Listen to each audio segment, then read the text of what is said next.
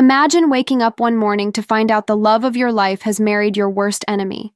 Not just married him, but flaunted it in your face. That was my reality. And just when I thought my life was over, everything changed in the most unexpected way. Before I share my story, let me know where you're watching from and hit that like and subscribe button if you've ever experienced betrayal or a second chance that turned your life around. My name is Juliet, and 3 years ago, I was engaged to the man I thought was my soulmate, Daniel. We had been together since university, built dreams together, and promised each other forever. He was charming, ambitious, and everyone adored him, including my best friend, Lisa. Lisa was the kind of friend who always had my back, or so I thought. She was beautiful, confident, and had a way of making people fall for her. But I never imagined she would set her sights on Daniel. It started with small things. Daniel canceling our dates last minute, Lisa suddenly being too busy for girls' nights. Then, one day, I walked into a restaurant and saw them holding hands across the table. The way they looked at each other, it shattered me. When I confronted Daniel, he didn't even deny it. "Juliet, I'm sorry, but Lisa and we have something real." Real? After 5 years with me? 2 months later, they got married. The wedding was everywhere. Social media, gossip blogs. Lisa made sure I saw every picture, every happy moment. I was broken. I won't lie. I wanted revenge. I wanted them to hurt like I did. So I did something reckless. I reached out to him. Marcus, Daniel's biggest rival. Marcus was wealthy, powerful, and famously ruthless in business. He and Daniel had been enemies for years, competing for the same deals, the same status. If anyone could destroy Daniel, it was him. But Marcus wasn't what I expected. When I met Marcus, I thought he'd be cold, calculating. Instead, he listened. Really listened. He didn't just see me as a tool for revenge. He saw my pain. "You don't need revenge, Juliet," he said. "You need power, the kind they can't take away." And that's when everything changed.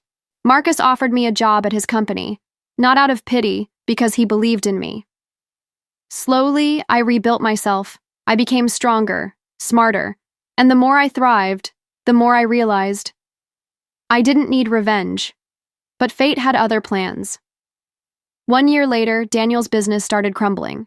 Bad investments, lost clients, everything was falling apart.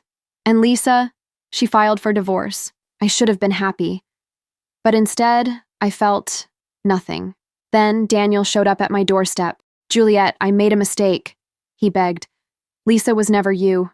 Please, give me another chance." I stared at him, remembering all the pain. But before I could answer, Marcus walked in. The look on Daniel's face was priceless.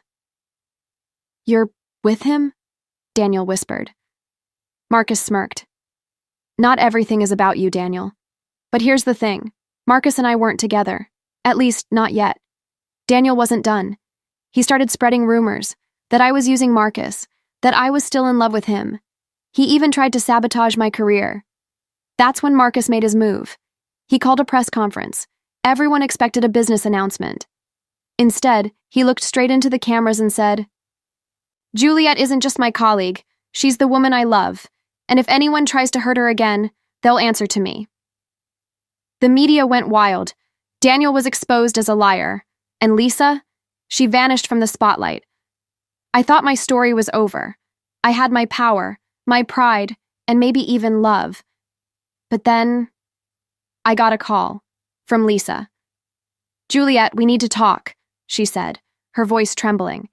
"It's about Daniel. He's not who you think he is, and if you don't listen to me, you and Marcus are in danger." I froze. What did she mean? Was this another trick? And then, my doorbell rang. I looked through the peephole. It was the police. "Ms. Juliet, we need to ask you a few questions about Daniel Carter." My heart stopped. What did Daniel do? And why were the police at my door? To be continued, what do you think happened next? Drop your comments below. And if you've ever been betrayed or given a second chance, let me know. I read every single one. Don't forget to like, share, and subscribe for part 2.